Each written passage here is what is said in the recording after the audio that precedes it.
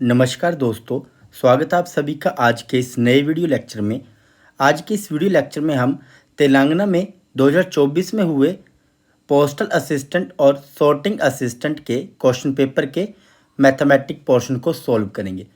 तो आइए शुरू करते हैं आज के इस वीडियो लेक्चर का क्वेश्चन नंबर 1। तो यहाँ पे हमें क्या दिया हुआ है, 0.07 multiply 0.28 divided by 0.02 plus 0.48 minus 2.48 divided by 0.04। तो इस क्वेश्चन में हमारे पास एक से ज़्यादा मैथमेटिकल ऑपरेशन है। तो यहाँ पे हम क्या करेंगे, बोर्ड मास रूल अप्लाई करेंगे। तो यहाँ पे हम लिख लेते हैं बोर्ड मास रूल क्या होता है, bracket of division multiplication addition and then subtraction. Now तो according to BODMAS rule first step है ब्रैकेट। तो ब्रैकेट यहाँ पे नहीं है, ये स्टेप स्किप हो जाएगा, ऑफ भी स्किप हो जाएगा। फिर नेक्स्ट आता है हमारे पास डिवाइड। तो अब जिन दो नंबरों के बीच में डिवाइड का साइन है, सबसे पहले हम उससे सॉल्व करेंगे। तो एक तो आ गया हमारे पास ये 0.28 डिवाइडेड बाई 0.02। फिर दूसरा नंबर हमारे पास 2.48 डिवाइडेड बाई 0.04। तो इन दोनों को हम सॉल्व करेंगे। तो देखो जब मैं इसको सॉल्व करूंगा तो यहाँ पे साइड पे लिख रहा हूँ मैं, तो ये आ जाएगा मेरे पास 28/100 और डिवाइड है तो डिवाइड में आएगा हमारे पास 2/100। ना हमने क्या करना है, डिवाइड को चेंज करना मल्टीप्लाई में, तो आएगा 28/100 मल्टीप्लाई 100/2।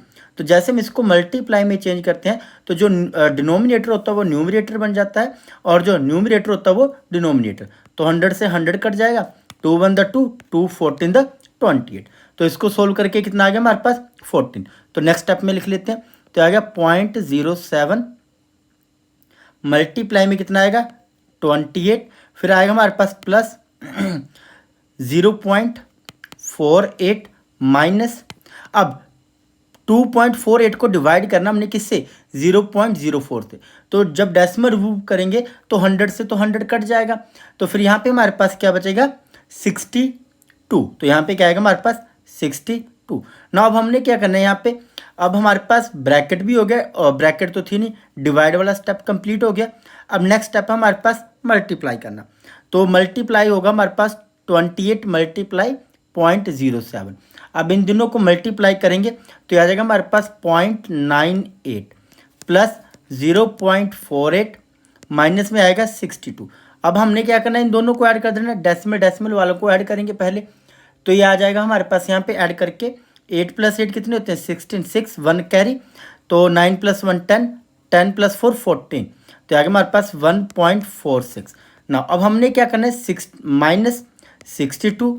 अब हमने इसको सोल्व करना फर्दर, तो ये आ जाएगा हमारे पास आंसर आएगा हमारे पास माइनस में। तो क्या आ जाएगा माइनस, अब 62 में से हमने सब्ट्रैक्ट करना है 1.46। तो 62 हमारे पास कंप्लीट नंबर होता है, यहाँ पे तो कहीं डेसिमल लगा ही नहीं है। तो कंप्लीट नंबर के हमेशा बाद डेसिमल आता है, तो यहाँ पे आ गया 2 के बाद डेसिमल, फिर आगे 0 लगा दो। नाउ 10 - 6 कितने होते हैं 4, यहाँ पे कितना बचेगा 9, 9 - 4 कितने होते हैं 5, और यहाँ पे क्या बचेगा 0, और यहाँ पे क्या आएगा हमारे पास, तो यहाँ पे आ जाएगा हमारे पास 6। तो हमारे पास आंसर आ गया 60.54 और साइन किसका रहेगा माइनस का। तो लिख लेते हैं यहाँ पे आंसर 60.54। और हमेशा डेसिमल के बाद का जो डिजिट होता है उसे हम सिंगल पढ़ते हैं, 54 नहीं पढ़ेंगे, इसे हम पढ़ेंगे 60.54। तो देखते हैं यहाँ पे कौन सा ऑप्शन करेक्ट होता है। Option A is correct, -60.54। Next question, A sold the pencil for ₹72 and made a loss of 10%. If he want to get a profit of 15%, for how much he should sell the pencil? A ने pencil को 72 रुपये में बेचा और उसे 10% का घाटा हुआ। यदि वह 15% का लाभ कमाना चाहता है तो उसे पेंसिल को कितने में बेचना चाहिए ना। तो यहाँ पे जो हमें गिवन डाटा दिया हुआ उसे हम यहाँ पे लिख लेते हैं। तो यहाँ पे हमें क्या बताया हुआ है, सेलिंग प्राइस। तो सेलिंग प्राइस यहाँ पे पेंसिल का कितना है 72 रुपीज़, और लॉस कितना हो रहा है उसे, लॉस हो रहा है 10%। तो 10% को मैं क्या लिख सकता हूँ 10/100, और इसको मैं लिख सकता हूँ 0.1। तो क्या आंसर आ गया मेरे पास यहाँ पे 0.1 ना। अब क्या करना, हमने यहाँ पे कॉस्ट प्राइस फाइंड करना है। तो कॉस्ट प्राइस निकालने का क्या फॉर्मूला होता है, cost price is equal to selling price over 1 minus loss percent. ना, तो यहाँ पे हम लॉस परसेंट की वैल्यू पुट कर देंगे। सेलिंग प्राइस कितना है 72 divided by 1 minus loss percent कितना आ गया हमारे पास, तो आ गया हमारे पास 0.1 is equal to 72 divided by 1 minus 0.1 करेंगे तो आंसर आएगा हमारे पास 0.9। तो 9 1 द 9, 9 8 द 72, और नीचे डेसिमल है तो ये डेसिमल क्या होगा, इसको डेसिमल को उठा के मैं नीचे 10 लिख देता हूँ, तो ये 10 ऊपर जाके मल्टीप्लाई हो जाएगा, तो हमारे पास कॉस्ट प्राइस कितना आ जाएगा 80 रुपीज़। नाउ अब यहाँ पे हमें कंडीशन दी हुई है, बोला कि he want to get a profit of 15%, तो उसे वो कितने में पेंसिल बेचनी चाहिए। नाउ तो ये तो फर्स्ट केस था। सेकंड केस क्या आएगा हमारे पास, तो कॉस्ट प्राइस हमें पता चल गया 80 रुपीज़, प्रॉफिट कितना होना चाहिए इसके ऊपर 15%, और निकालना क्या हमने यहाँ पे सेलिंग प्राइस हमने फाइंड करना है। तो सेलिंग प्राइस निकालने का क्या फॉर्मूला आता है, जब हमें कॉस्ट प्राइस दिया हो तो selling price is equal to cost price कितना, कॉस्ट प्राइस प्लस 15% का प्रॉफिट होना चाहिए, तो आएगा 15% of cost price. Now value put करेंगे हम यहाँ पे, कॉस्ट प्राइस आ गया हमारे पास 80 प्लस 15/100 मल्टीप्लाई 80, तो 0 से 0 कट जाएगी। 15 8 द कितने होते हैं, 2 4 द 8, 2 5 द 10, 5 1 द 5, 5 3 द 15, तो 3 4 द 12, तो आ गया हमारे पास 80 प्लस 12 इज इक्वल टू, तो ये आ गया हमारे पास आंसर 92। तो अगर उसे 15% का प्रॉफिट बनाना है एक पेंसिल के ऊपर, तो उसे वो पेंसिल कितने रुपए की बेचनी पड़ेगी 92 रुपीज़ की। तो देखते हैं यहाँ पे कौन सा ऑप्शन करेक्ट होता है, option A is correct 92 rupees. Next question, a grocer has a sale of rupees 6435, 6927, 6855, 7230 and rupees 6562 for 5 consecutive months. How much sale must he have in the 6th month so that he get an average sale of rupees 6500 rupees? एक पंसारी की लगातार 5 महीनों में बिक्री 6435, 6927, 6855, 7230 और 6562 रुपये रही। छठे महीने में उसकी कितनी बिक्री होनी चाहिए ताकि उसकी औसत बिक्री 6500 रुपये हो जाए ना। तो इस क्वेश्चन में हमें 5 मंथ की तो यहाँ पे हमें सेल बताई हुई है, निकालना क्या हमने यहाँ पे एवरेज निकालना है, ठीक है। और बोला क्या है कि जो एवरेज है वो कितनी हो जानी चाहिए, एवरेज सेल 6500 रुपीज़, ये क्या हो जानी चाहिए उसकी एवरेज सेल हो जानी चाहिए ना। तो यहाँ पे हम एवरेज का फॉर्मूला अप्लाई करेंगे। क्या होता है formula, average is equal to sum of all data, sum of all data divided by total number of data. अब एवरेज तो हमें दी हुई है, एवरेज कितनी दी हुई है 6500 rupees. Sum of all data में क्या आएगा हमारे पास, हमें 5 कॉन्सिक्यूटिव मंथ की यहाँ पे हमें सेल बताई हुई है कितनी है, तो लिख लेते हैं से 6435 प्लस 6927 प्लस 6855 प्लस 7230 प्लस 6562, और जो 6 मंथ था उसकी सेल तो हमें पता नहीं कितनी है, तो हमने क्या मान ली x डिवाइडेड बाय, किससे डिवाइड करेंगे, टोटल कितने मंथ हो गए 6, तो डिवाइड भी किससे आएगा 6 से, डिवाइड भी 6 से होगा। अब 6 को हम क्रॉस मल्टीप्लाई कर देंगे तो आएगा हमारे पास 6 0 द 0, 6 0 द 0, 6 5 द 30, 0 3 कैरी, 6 6 द 36 plus 3 39 is equal to.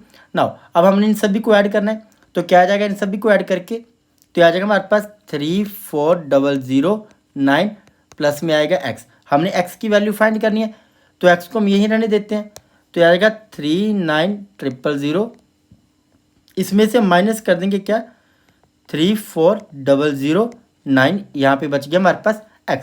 Now अब हम इसे सब्ट्रैक्ट करेंगे तो देखते हैं क्या आता है। देखो तो मैं इसी के नीचे लिख रहा हूँ यहाँ पे 34009, तो यहाँ से कैरी जाना शुरू होगा, 9 से कैरी जाएगा तो 10, फिर यहाँ पे 9 बचा, फिर 9 बचेगा, यहाँ पे 10, 10 माइनस 9 कितना होता है 1, तो यहाँ पे आएगा 9, यहाँ पे भी 9, यहाँ पे 8 बचा, 8 माइनस 4 कितने होते हैं 4, और 3 माइनस 3 0, तो x की वैल्यू यहाँ पे हमारे पास आ गई, x इज इक्वल टू 4991। तो आंसर तो जो छठे महीने की जो सेल होगी वो कितने रुपए की होगी? 4991। तो देखते हैं यहाँ पे कौन सा ऑप्शन करेक्ट होता है। Option A is correct. Next question, जय scored 90% in 5 subject and want to increase his percentage by appearing in one more subject to 95%. Then how much he should score in the 6th subject out of 100? जय ने 5 विषयों में 90% अंक प्राप्त किए और वह एक और विषय में उपस्थित होकर अपने प्रतिशत को 95% तक बढ़ाना चाहता है, तो उसे छठे विषय में 100 में से कितने अंक प्राप्त करने चाहिए, ये हमने फाइंड करना है ना। तो हमने यहाँ पे फाइंड करना है, क्या फाइंड करना है यहाँ पे हमने? Marks need in 6th subject is equal to total marks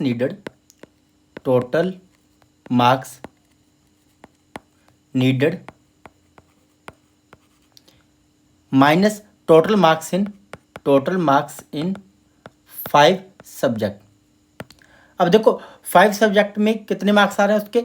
90% हर एक सब्जेक्ट में। तो टोटल मार्क्स कितने हो जाएंगे इन 5 सब्जेक्ट? तो आ जाएगा हमारे पास 9 5 दे कितने होते हैं? 45। तो ये आ जाएगा हमारे पास यहाँ पे 450। तो टोटल मार्क्स इन 5 सब्जेक्ट कितना आ गया? 450। अब बोले कि जैसे ही वो छठे सब्जेक्ट में अपीयर होता है तो उसे 95% बढ़ानी है अपनी, तो उसे 100 में से कितने अंक मिलेंगे ये हमने फाइंड करना है ना। तो 95% करना है तो क्या हो जाएगा हमारे पास? तो 95% किसका निकाल लेना हमने? 600 का। तो कितना आ जाएगा हमारे पास? तो आ जाएगा 95/100 मल्टीप्लाई में क्या आ जाएगा हमारे पास? 600। क्योंकि पहले जो 5 सब्जेक्ट थे वो 100 मार्क्स के थे, जो छठा वो भी 100 मार्क्स का होगा। तो यहाँ पे क्या होगा? 0 से 0 कैंसिल हो जाएगी, 2 0 से 2 0। तो हमारे पास आएगा 9 6 5 द 30, 6 9 द 54 प्लस 3 कितने हो गए? 57। तो 570। तो टोटल मार्क्स नीडेड कितने आ रहे हैं? 570। तो ये माइनस कर देंगे हम, 570 में से माइनस करेंगे 450। तो हमारे पास आंसर आएगा 0। 7 - 5 कितने होते? 2। और यहाँ पे क्या आएगा हमारे पास? 5 - 4 कितने हो गए? 1। तो यहाँ पे कितने मार्क्स उसे 6 सब्जेक्ट में लाने पड़ेंगे? 120 मार्क्स। कितने आएंगे? 120 मार्क्स। अब बोला यहाँ पे जो पेपर है वो कितने का हो रहा है? 100 नंबर का, बट नंबर कितने आ रहे हैं? 120। तो हमारे पास ये पॉसिबल ही नहीं होगा। तो कौन सा ऑप्शन करेक्ट होगा यहाँ पे? Option D is correct. Not possible to increase the score 95% at all. तो ये पॉसिबल ही नहीं है। तो option D is correct. Next question, excluding stoppage the speed of a bus is 54 kilometre per hour and including stoppage it is 45 kilometre per hour. For how many minutes does the bus stop per hour? ठहरावों को छोड़कर एक बस की गति 54 kilometre प्रति घंटा है और ठहरावों सहित यह 45 किलोमीटर प्रति घंटा है। बस प्रति घंटे कितने मिनट रुकती है ये हमने फाइंड करना है ना। तो जो यहाँ पे हमें गिवन डाटा दिया हुआ है वो यहाँ पे निकाल लेते हैं। तो हमें यहाँ पे स्पीड ऑफ बस दी हुई है एक्सक्लूडिंग स्टॉपेज और स्पीड ऑफ बस हमें दी हुई है इंक्लूडिंग स्टॉपेज। तो यहाँ से हम क्या करेंगे? स्पीड डिफरेंस निकाल लेते हैं। Speed difference is equal to, तो एक्सक्लूडिंग स्टॉपेज वाली बस की स्पीड क्या होगी? ज़्यादा, तो आगे हमारे पास 54 माइनस इंक्लूडिंग स्टॉपेज के हिसाब से बस की स्पीड कितनी है? 45 किलोमीटर पर आवर। तो यहाँ पे सब्ट्रैक्ट किया तो ये आ गया हमारे पास 9 किलोमीटर पर आवर। तो ये आ गया हमारे पास स्पीड डिफरेंस यहाँ पे आ गया। तो यहाँ पे क्या आएगा? इसका मतलब कि जब स्टॉपेज आ रहे हैं तो यहाँ पे लिख लेते हैं हम due to stoppage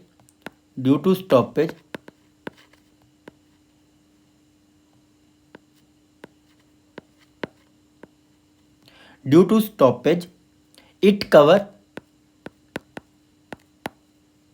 9 kilometre less. तो बस प्रति घंटे, अब देखो तो 9 किलोमीटर कम डिस्टेंस कवर कर रही है, तो हमने यहाँ पे ये निकालना है कि पर स्टॉप बस कितने मिनट वहाँ पे रुकी, ये हमने यहाँ पे फाइंड करना है। तो लिख लेते हैं यहाँ पे time taken to cover 9 kilometre distance. तो क्या आ जाएगा हमारे पास, is equal to 9 divided by without stoppage speed कितनी है 54 kilometre per our, divided by 54 multiply, हमने यहाँ पे मिनट में फाइंड करना है तो मल्टीप्लाई में हम क्या कर देंगे 60। तो 9 1 द 9, 9 6 द 54, 6 1 द 6, 6 10 द 60 इज इक्वल टू 10 मिनट। तो जितने भी स्टॉपेज थे उन सभी को मिला के जो बस है वो कितने मिनट रुकी, 10 मिनट। तो देखते हैं यहाँ पे कौन सा ऑप्शन करेक्ट होता है, option B is correct.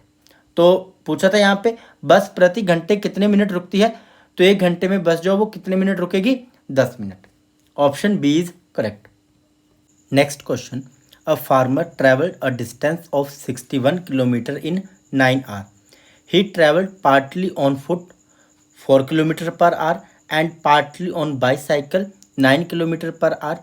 The distance travelled on foot is what. एक किसान ने 9 घंटे में 61 किलोमीटर की दूरी तय की। उसने आंशिक रूप से 4 किलोमीटर प्रति घंटा की गति से पैदल और 9 किलोमीटर प्रति घंटा की गति से साइकिल से यात्रा की। पैदल तय की गई दूरी क्या है, ये हमने फाइंड करना है ना। तो यहाँ पे जो हमें डिस्टेंस दिया हुआ है वो कितना दिया हुआ है, 61 किलोमीटर। तो हमें यहाँ पे लिख लेते हैं जो गिवन डाटा है, total distance is equal to कितना आ गया हमारे पास, 61 किलोमीटर। और टोटल टाइम भी कितना है यहाँ पे, टोटल टाइम है यहाँ पे 9 आवर। कितने में टोटल डिस्टेंस ये कवर कर रहा है, 9 आवर में ये टोटल डिस्टेंस कवर कर रहा है। तो हमें ये नहीं पता कि वो फुट पे मीन्स पैदल वो कितना डिस्टेंस कवर कर रहा है। तो लिख लेते हैं यहाँ पे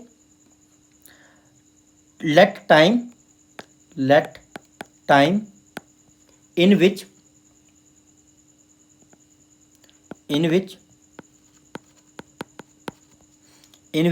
ही ट्रेवल्ड ऑन फुट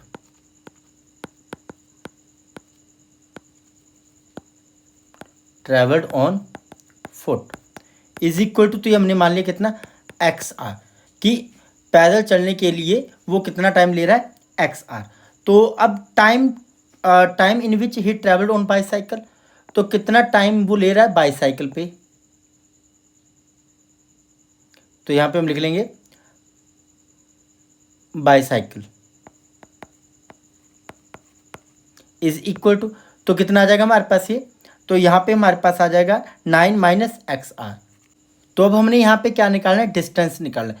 तो देखो हमें यहाँ पे टोटल डिस्टेंस दिया हुआ 61 किलोमीटर, तो d1 plus d2 is equal to 61। d1 यहाँ पे हमारे पास आएगा कि वो पैदल कितना चल रहा है, तो पैदल वो चल रहा है कितना, 4 किलोमीटर पर आवर की स्पीड से। तो डिस्टेंस निकालने का क्या फॉर्मूला होता है, स्पीड मल्टीप्लाई टाइम। तो स्पीड है 4 किलोमीटर पर आवर मल्टीप्लाई में टाइम कितना आ जाएगा यहाँ पे हमारे पास, एक्स आर। आर से आर कट जाएगा तो ये किलोमीटर में रह जाएगा, प्लस डिस्टेंस 2 कितना आएगा हमारे पास, स्पीड कितनी है 9 किलोमीटर पर आवर मल्टीप्लाई में टाइम कितना आ रहा है 9 माइनस एक्स आर। तो आर से आर कट जाएगा और इज इक्वल टू में क्या आएगा 61। यहाँ पे भी किलोमीटर है तो इन दोनों का किलोमीटर कॉमन आएगा, किलोमीटर को हम कैंसिल कर देंगे। फर्दर सॉल्व करते हैं इसे, तो आएगा 4x plus 81 minus 9x is equal to 61। 9x में से 4x गया, कितने बचेंगे, माइनस के 5x is equal to 61 minus 81 minus 5x is equal to, तो 1 माइनस 1 0, 8 माइनस 6 कितने होते हैं 2। तो आ गया -20, माइनस से माइनस कट गया, 5 1 द 5, 5 4 द 20। तो यहाँ पे हमारे पास x कितना आ गया, x इज इक्वल टू 4। और x क्या माना था हमने यहाँ पे, टाइम। तो x कितना आ गया हमारे पास यहाँ पे 4 आर। तो यहाँ पे पूछा time in which he travelled on foot, तो कितना आ गया यहाँ पे हमारे पास 4 आर। और डिस्टेंस पूछा यहाँ पे, तो पैदल तय की गई दूरी कितनी है, तो टाइम तो हमें पता चल गया, ये आया ठीक है 4 आर। तो डिस्टेंस कितना आ जाएगा, तो 4 मल्टीप्लाई 4, तो ये आ जाएगा हमारे पास 16 किलोमीटर। तो डिस्टेंस कितना आ जाएगा हमारे पास ऑन फुट, तो आएगा 16 किलोमीटर। तो देखते हैं यहाँ पे कौन सा ऑप्शन करेक्ट होता है, option C is correct, 16 kilometre. Next question, a pupil's marks were wrongly entered as 83 instead of 63. Due to that, the average marks for the class got increased by half. The number of people in the class is what? एक छात्र के अंक गलती से 63 की बजाय 83 दर्ज हो गए। इसके कारण कक्षा के औसत अंक आधे बढ़ गए। कक्षा में छात्रों की क्या संख्या है, ये हमने फाइंड करनी है। तो हमें यहाँ पे नहीं पता कि नंबर ऑफ स्टूडेंट कितने हैं, तो मान लेते हैं let number of student is equal to x. ना अब क्वेश्चन में क्या बोला हुआ है कि जो इंक्रीज है वो मार्क्स क्या हो रहे हैं, स्टूडेंट के हाफ से बढ़ गए। तो हाफ से कब बढ़े, तो एक्स स्टूडेंट है उसके मार्क्स क्या हो गए, हाफ से बढ़ गए, तो डिवाइड कर दिए हमने 2। एक्स मल्टीप्लाई 1/2 करेंगे तो x/2 आ जाएगा।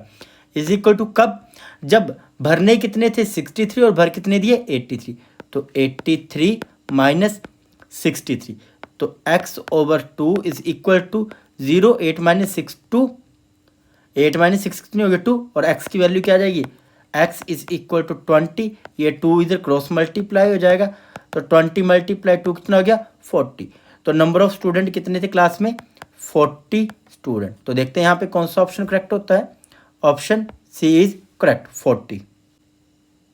Next question, how much time will it take for an amount of ₹450 to yield 81 as interest at 4.5 per annum of simple interest. 450 रुपये की राशि पर 4.5% वार्षिक साधारण ब्याज की दर से 81 रुपये ब्याज प्राप्त करने में कितना समय लगेगा। तो यहाँ पे हम सिंपल इंटरेस्ट का फॉर्मूला अप्लाई करेंगे। Simple interest is equal to principal multiply rate multiply time over 100। Now अब हमने क्या, हमने टाइम निकालना है, तो टाइम को एक तरफ रखेंगे, बाकियों को हम क्रॉस मल्टीप्लाई कर देंगे। तो आएगा simple interest multiply 100 over principal multiply rate is equal to time. Simple interest कितना है 81 मल्टीप्लाई 100, प्रिंसिपल कितना है 450, तो डिवाइड में कितना आ जाएगा 450 मल्टीप्लाई रेट कितना है 4.5%, तो 4.5 है, तो मैंने क्या किया डेसिमल हटाया, तो ये 10 ऊपर जाके क्या हो जाएगा multiply is equal to time. ना अब हमने क्या करना है, यहाँ पे कैंसिल आउट करना है। 9 द 81, 9 5 द 45, 5 1 द 5, 5 2 द 10, फिर ये 5 से 9 से चला जाएगा, 9 1 द 9, 9 5 द 45, 5 1 द 5, 5 20 द 100, 22 द तो कितना आ जाएगा यहाँ पे हमारे पास 22 द 40। अमाउंट है वो 450 है, तो यहाँ पे क्या आएगा हमारे पास 0, तो यहाँ पे हमारे पास बच जाएगा 10। तो टाइम कितना बोला मैंने अभी 40 आएगा, तो t is equal to 40 over 10, 0 से 0 कट गई, तो टाइम कितना आ गया यहाँ पे हमारे पास 4 ईयर। तो देखते हैं यहाँ पे कौन सा ऑप्शन करेक्ट होता है, option B is correct, 4 year. Next question, A lent ₹5,000 to B for 2 year and 3,000 to C for 4 year on simple interest at the same rate of interest and received ₹2,200 in all from both of them as interest. The rate of interest per annum is what? A ने B को 2 वर्ष के लिए 5,000 तथा C को 4 वर्ष के लिए 3,000 रुपये साधारण ब्याज पर समान ब्याज दर पर उधार दिए तथा दोनों से कुल 2,200 रुपये ब्याज के रूप में प्राप्त किए। प्रति वर्ष ब्याज की दर क्या है, ये हमने फाइंड करनी है। तो यहाँ पे बोला कि जो यहाँ पे रेट है वो सेम ही है, तो मान लेते हैं जो रेट ऑफ इंटरेस्ट है वो यहाँ पे हमने मान लिया कितना x% या फिर r% भी लिखा रहने देते हैं। तो अब इस क्वेश्चन में बोला कि फर्स्ट केस के लिए जो सिंपल इंटरेस्ट आएगा प्लस सेकंड केस के लिए जो इंटरेस्ट सिंपल इंटरेस्ट आएगा, उन दोनों का जो मिला के हमें मिल रहा है वो कितना मिल रहा है 2,200 रुपीज़। ना अब हमने क्या करना, फर्स्ट केस के लिए सिंपल इंटरेस्ट निकालना और सेकंड केस के लिए। फर्स्ट केस के लिए प्रिंसिपल कितना है 5,000 रुपीज़ मल्टीप्लाई रेट कितना है x%, तो आ गया x/100 मल्टीप्लाई में टाइम कितना है यहाँ पे, तो टाइम फर्स्ट केस के लिए कितना है 2 ईयर। फर्स्ट केस के लिए टाइम कितना है 2 ईयर तो मल्टीप्लाई में 2 plus simple interest for second case, तो ये कितना आ जाएगा 3000 रुपीज़ दिया उसने लेंथ, मल्टीप्लाई में रेट वही हमारे पास x, मल्टीप्लाई में टाइम कितना आ गया 4 डिवाइड में 100 इज इक्वल टू टोटल कितने, टोटल कितना इंटरेस्ट मिल रहा है उसे 2200 रुपये। अब यहाँ पे हम ऐसा करते हैं कि x ओवर 100 को कॉमन निकाल लेते हैं बाहर, x ओवर 100 को मैंने कॉमन निकाल लिया बाहर, तो अंदर क्या बचेगा यहाँ पे, तो यहाँ पे आ जाएगा हमारे पास 5000 मल्टीप्लाई 2 तो ये आ गया 10,000 प्लस, तो ये आ गया हमारे पास 12,000 इज इक्वल टू 2200।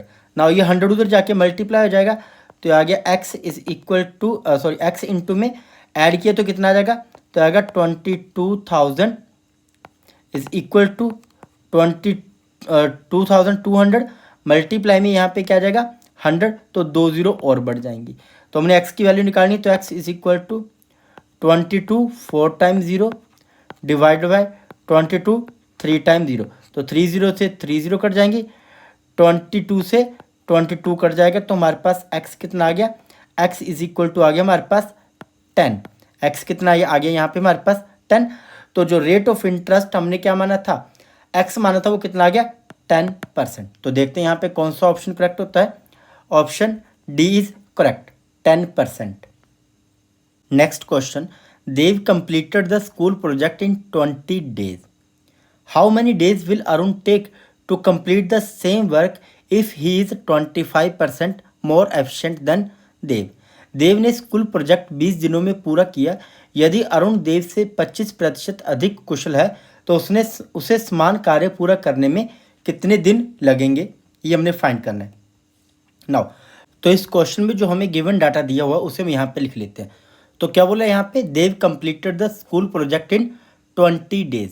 तो देव जो है वो अकेला कितने दिन में स्कूल प्रोजेक्ट को ख़त्म कर रहा है, 20 days में. तो यहाँ से हम क्या करेंगे, देव की एफिशिएंसी निकाल लेते हैं कि वो एक दिन में कितना काम करेगा. तो एफिशिएंसी ऑफ देव क्या आ जाएगी यहाँ पे हमारे पास, इज इक्वल टू 1/20. तो 1 यहाँ पे हमने क्या मान लिया, टोटल वर्क. ओके. नाउ अब नेक्स्ट क्या है हमारे पास, एफिशिएंसी ऑफ देव आ गई हमारे पास कितनी, 1/20. अब क्वेश्चन में बोला कि जो अरुण हमारे पास वो क्या है, 25% मोर एफिशिएंट.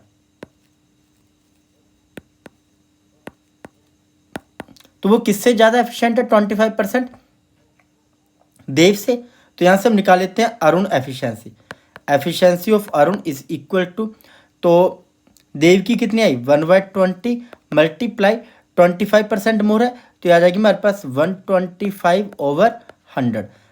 तो अब यहाँ पे हम इसे कैंसिल आउट कर लेते हैं, 5 से करेंगे तो यह आ जाएगा 5 2 10, 5 5 25. तो यहाँ पे क्या आ जाएगा हमारे पास 5 2 10, तो यह आ गया 5 20 100. नाउ फिर से 5 5 25, 5 4 20, तो कितना आ गया हमारे पास, और 5 से 5 1 5, 5 4 20, तो आ गया हमारे पास 1/16. तो 1 तो आ गया हमारे पास प्रोजेक्ट, और 16 डेज में वो क्या करेगा, इस काम को ख़त्म करेगा. ये आ गया हमारे पास डेज और ये आ गया हमारे पास वर्क. तो यहाँ पे पूछा कि जो हमारे पास अरुण है वो कितने टाइम में ये काम को ख़त्म करेगा, 16 डेज में. तो देखते हैं यहाँ पे कौन सा ऑप्शन करेक्ट होता है, option C is correct, 16 days. Next question, Ram and Sita started working on a project and they can complete the project in 30 days. Ram worked for 16 days and Sita completed the remaining work in 44 days. How many days would Sita have taken to complete the entire project by herself? Ram और सीता ने एक project पर काम करना शुरू किया और वे 30 दिनों में प्रोजेक्ट पूरा कर सकते हैं. राम ने 16 दिनों तक काम किया और सीता ने शेष काम 44 दिनों में पूरा किया. सीता को अकेले पूरा प्रोजेक्ट करने में कितने दिन लगे होंगे, ये हमने फाइंड करना है. नाउ तो मान लेते हैं यहाँ पे कि जो हमारे पास टोटल वर्क है, let total work is equal to, हमने एज्यूम कर लिया कितना, 30 यूनिट. अब बोला कि राम और सीता दोनों मिलके कितने दिन तक काम कर रहे थे, राम एंड सीता मिलके 16 डेज तक उन्होंने मिलके काम किया। तो राम सीता का 16 डेज वर्क कितना आ जाएगा, तो यहाँ पे हम निकाल लेते हैं। तो राम सीता 16 डेज काम कर रहे थे, तो Ram Sita work for 16 days is equal to, तो मान के चलो 16 डेज था तो उन्होंने 16 यूनिट काम को ख़त्म किया होगा। तो बचा काम कितना होगा फिर, तो यहाँ पे हम निकाल लेते हैं रिमेनिंग वर्क, 16 यूनिट वर्क उन्होंने किया। तो रिमेनिंग वर्क कितना आ जाएगा फिर हमारे पास, यहाँ पे रिमेनिंग वर्क आ गया यहाँ पे 30 minus 16 is equal to 14 unit. तो ये आ गया हमारे पास रिमेनिंग वर्क। नाउ अब क्वेश्चन में क्या बोला हुआ है, both of them work for 16 days, दोनों क्या कर रहे हैं 16 डेज एक साथ काम कर रहे हैं। ओके नाउ तो यहाँ पे क्या है हमारे पास, जो सीता है वो एडिशनल वर्क भी कर रही है, तो मतलब कि उसका क्या हो रहा है, जो पहले वाले दिन है वो भी ऐड हो रहे हैं, उसके बाद जो बचा हुआ काम है वो 44 डेज में ख़त्म कर रही है अकेले। तो हमें वो 16 जो यहाँ पे हमारे पास 16 डेज उसने वर्क किया, तो हम क्या करेंगे 4 डेज में से हम उसको क्या कर देंगे, सब्ट्रैक्ट कर देंगे। तो यहाँ पे हम निकाल लेते हैं कि सीता का वर्क क्या आ जाएगा। So Sita work is equal to, तो वो कितने दिन में काम को पूरा करेगी, तो देखो उसने बोल दिया कि सीता जो है वो 44 डेज में रिमेनिंग काम को ख़त्म कर रही है, बट उसने 16 दिन तो पहले भी, तो 16 दिन मिलके उन दोनों ने एक साथ काम किया। तो हम क्या करेंगे 44 में से वो 16 डेज़ को हम क्या कर देंगे, सब्ट्रैक्ट कर देंगे। तो यहाँ पे बचेगा हमारे पास 28 डेज। तो वो काम कितने दिन में ख़त्म कर रही होगी, 28 डेज में। ओके नाउ अब बोला it mean Sita do 14 unit of work in 28 days. तो मतलब कि जो हमारे पास रिमेनिंग वर्क है कितना बच गया 14 यूनिट, तो वो 28 दिन में क्या करेगी 28 डेज में जो रिमेनिंग वर्क है कितना 14 यूनिट, उसको वो ख़त्म कर रही होगी। यस और नो, यस। नाउ तो यहाँ पे हमने क्या करना है, तो सीता के यहाँ से हम 1 डे वर्क निकाल लेते हैं। तो 1 डे वर्क क्या आ जाएगा सीता का 14 यूनिट डिवाइडेड बाय 28, तो ये आ जाएगा कितना 1/2 यूनिट ना। तो 1 डे की एफिशिएंसी उसकी कितनी आ गई 1/2 यूनिट, तो ये आ गई उसकी 1 डे की एफिशिएंसी ना। बोला कि अगर सारा काम उसे अकेले को ही करना होता तो वो कितने दिन में काम करती। तो हमने क्या करना है यहाँ पे टाइम निकालना है, टाइम टेकन बाय किससे, सीता से। तो TS लिख रहा हूँ मैं, time taken by Sita to complete whole work. और टोटल वर्क कितना है यहाँ पे हमारे पास 30 डिवाइड बाय एफिशिएंसी कितनी है सीता की 1/2 यूनिट। और यहाँ पे टोटल वर्क आ गया हमारे पास, तो यहाँ पे भी यूनिट आएगा, डिवाइड में क्या आएगा डे, तो यूनिट से यूनिट कट जाएगा, तो ये 2 ऊपर जाके मल्टीप्लाई हो जाएगा। तो टाइम टेकन बाय सीता, तो ये कितना आ जाएगा 60 डेज। तो देखते हैं यहाँ पे कौन सा ऑप्शन करेक्ट होता है, option D is correct 60 days. Next question, salary of Theresa and Rahim save ₹10,000 every month, which is half of Rahim's salary. Ratio of their salary is 3:1. Then what would be their total salary? Theresa और रहीम का वेतन हर महीने 10,000 रुपये बचता है। जो रहीम के वेतन का आधा है, उनके वेतन का अनुपात 3:1 है। तो उनका कुल वेतन क्या होगा ये हमने फाइंड करना है ना। तो यहाँ से हम क्या करेंगे, रहीम की सैलरी निकाल लेते हैं। Rahim salary is equal to, तो आ जाएगी twice of 10,000 is equal to, तो कितनी आ गई यहाँ पे 20,000 रुपीज़, ये आ गई रहीम की सैलरी। और रेशियो ऑफ सैलरी भी हमें दिया हुआ है, वो कितने दिया हुआ है 3:1। तो यहाँ से हम क्या करेंगे थेरेसा की सैलरी निकाल लेते हैं। Theresa salary is equal to 3 multiply Rahim salary is equal to, तो कितना आएगा 3 multiply 20,000 is equal to 60,000 rupees. तो ये आ गई किसकी, थेरेसा की सैलरी ना। अब हमने यहाँ पे क्या निकालना है, टोटल सैलरी पूछी हुई है हमसे यहाँ पे। तो total salary is equal to, यहाँ पे हमारे पास रहीम की सैलरी कितनी आई 20,000 प्लस थेरेसा की सैलरी कितनी आई 60,000। अब इन दोनों को ऐड करेंगे तो आंसर आ जाएगा हमारे पास 80,000। तो टोटल सैलरी कितनी आ गई 80,000। Option B is correct 80,000। Next question, square bracket then open bracket 18 minus 6 open bracket close divided by 4 square bracket close plus square bracket 72 minus 12 divided by 3 multiply 2 then square bracket close. Now इस question में हम क्या करेंगे, board मास rule apply करेंगे। क्या होता है BODMAS rule, bracket of division multiplication addition and then subtraction. Now अब यहाँ पे क्या हमारे पास दो तरह की हमें यहाँ पे ब्रैकेट दी हुई है, तो सबसे पहले हम ब्रैकेट को सॉल्व करेंगे। तो अगर मैं इस ब्रैकेट को सॉल्व करूँ तो इस ब्रैकेट के अंदर भी हमारे पास एक फर्दर ब्रैकेट दी हुई है, तो सबसे पहले मुझे इनर ब्रैकेट को सॉल्व करना पड़ेगा। तो आ जाएगा मेरे पास स्क्वायर ब्रैकेट 18 माइनस 6 कितने होते हैं 12 divide by 4 square bracket close plus यहाँ पे अब क्या करना, हमने बोर्ड मास रूल अप्लाई करना है। तो ब्रैकेट के अंदर सबसे पहले हम डिवाइड करेंगे, फिर मल्टीप्लाई करेंगे, फिर उसको हम सब्ट्रैक्ट कर देंगे। तो देखो, तो डिवाइड दो नंबरों के बीच में, किन दो नंबरों के बीच में आ रहा है 12 और 3 के बीच में। तो 12 को डिवाइड किया 3 के साथ तो कितना है 4।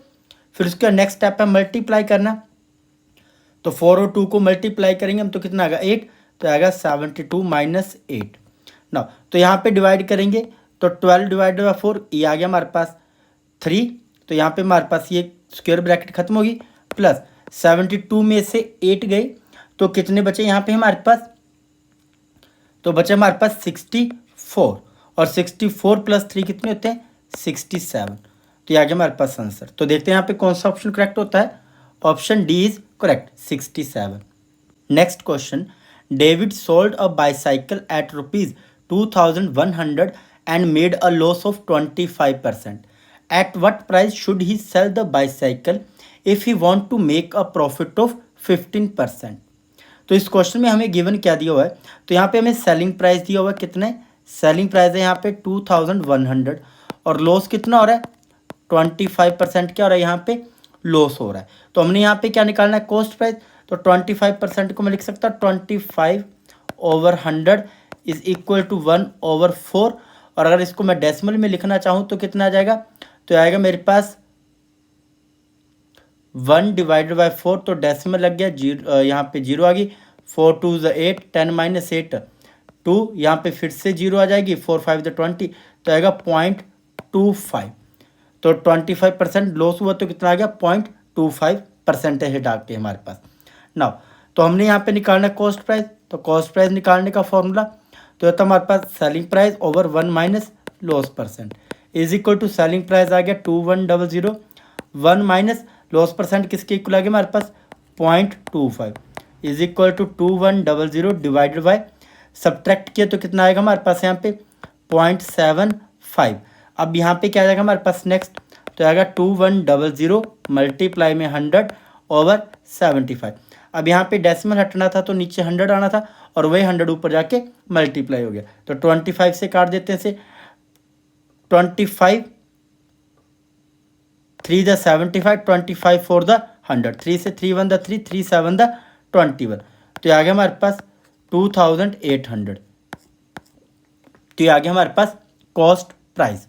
नाउ हमने क्या निकालना है, तो अब हमने क्या बोला है यहाँ पे क्वेश्चन में, बोला अगर उसे 15% प्रॉफिट करना है तो कॉस्ट प्राइस हमारे पास आ गया कितना 2800 और प्रॉफिट कितना आ गया यहाँ पे, अब हमारे पास 15% प्रॉफिट होना चाहिए।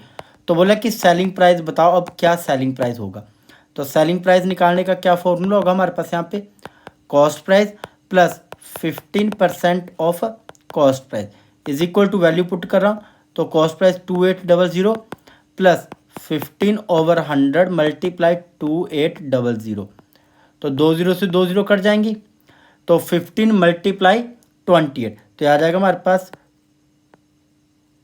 2800 प्लस 15 से कितने होते हैं 120, 0 12 कैरी आ गया, 15 दूना 30, 10 40 2 42, तो आ गया 420 इज इक्वल टू ऐड करेंगे तो आ जाएगा 0, फिर 2 8 प्लस 4 12 2 1 कैरी 2 + 1 3, तो हमारे पास जो सेलिंग प्राइस आएगा वो कितना आ जाएगा 3220 rupees. Option A is correct. Next question, by selling 33 metre cloth a shopkeeper lose money equivalent to selling price of 11 metre, find his loss percentage. तो मान लेते हैं यहाँ पे selling price per metre of cloth is equal to x. तो total selling price कितना आ जाएगा, total selling price for 33 metre cloth is equal to 33x। Now question में क्या बोला हुआ है कि जो लॉस है, loss is equivalent to selling price of, तो यहाँ पे लिख लेते हैं जो लॉस आ रहा है हमारे पास, लॉस क्या है, loss is equivalent, loss is equivalent to selling price of 11 metre. तो कितना आ जाएगा हमारे पास यहाँ पे 11x। नाउ तो अब आगे क्या है यहाँ पे हमारे पास, तो कॉस्ट प्राइस ऑफ 3 मीटर कितना आ जाएगा हमारे पास यहाँ पे, तो हम निकाल लेते हैं यहाँ पे cost price for 33 metre, cost price for 33 metre cloth is equal to, तो आ जाएगा 33x plus 11x is equal to 44x। अब यहाँ पे क्या हो रहा है, लॉस हो रहा है, तो लॉस निकाल लेते हैं, loss percent is equal to loss over cost price multiply 100। Loss कितना हो रहा है 11x ओवर कॉस्ट प्राइस कितना आ गया 44x, मल्टीप्लाई में क्या आ गया हमारे पास 100, x से x कट जाएगा, 11 1 द 11, 11 4 द 44, 4 1 द 4, 4 25 द 100। तो लॉस कितना हुआ 25%। Option C is correct. Next question, a fruit seller had some apples, he sell 40% apples and still has 420 apples. What is the total number of apples he had originally? एक फल विक्रेता के पास कुछ सेब थे, उसने 40% सेब बेच दिए और उसके पास अभी भी 420 सेब बचे हैं। मूल रूप से उसके पास कुल कितने सेब थे? तो हमें इस क्वेश्चन में नहीं पता कि ओरिजिनली उसके पास कितने एप्पल हैं, तो मान लेते हैं let total apple is equal to x. अब बोला क्या है, यहाँ पे बोला है कि उसके 40% एप्पल क्या है बेच दिए उसने, और फिर भी उसके पास कितने एप्पल बच रहे हैं 420। तो मान लेते हैं यहाँ पे कि 100 उसके पास 100%, कोई भी चीज़ होगी तो हमेशा 100% होती है, तो 100 में से उसने 40% बेच दिए, ओके बेच दिए। अब कितने थे, कितने उसके पास ये भी हमें नहीं पता, तो कितने थे of x is equal to, और बच कितने रहे उसके पास 420 ना, 100 माइनस 40 तो कितने बच गए 60% of x is equal to 420। तो ये 60% जो एप्पल है वो किसके इक्वल आ रहे हैं 420 के, ठीक है ना। तो एक्स की वैल्यू निकालनी है, तो क्या आ जाएगा x is equal to 420 multiply 100 over 60, 0 से 0 कट जाएगी, 6 1 द 6, 6 7 द 42, तो 70 मल्टीप्लाई 10 कितना हो जाएगा 700 एप्पल। तो x इज इक्वल टू कितना आ गया 700। ना इसको करने का एक और क्वेश्चन भी है, एक और तरीका भी है। वो तरीका क्या है, यहाँ पे हमारे पास बोला कि 40% एप्पल उसने बेच दिए, तो बचे कितने होंगे 60%, और जो वो बचे हुए 60% एप्पल जो वो किसके इक्वल आ रहे हैं 420 के इक्वल। तो 1% एप्पल किसके इक्वल आ जाएंगे, तो 1% is equal to 420 divided by 60, तो आ गया 6 7 द 42। तो 1% की वैल्यू आ रही है कितनी 7, तो 100% की वैल्यू कितनी आ जाएगी, तो 100 मल्टीप्लाई 7 इज इक्वल टू 700। तो दोनों तरीकों से आंसर हमारे पास कितना आएगा 700 ही आएगा। तो ये वाला जो ऑप्शन है, ये वाला जो पैटर्न है ये ज़्यादा बेटर है एज कंपेरिजन टू दिस। तो देखते हैं यहाँ पे कौन सा ऑप्शन करेक्ट है, ऑप्शन डी इज करेक्ट 700।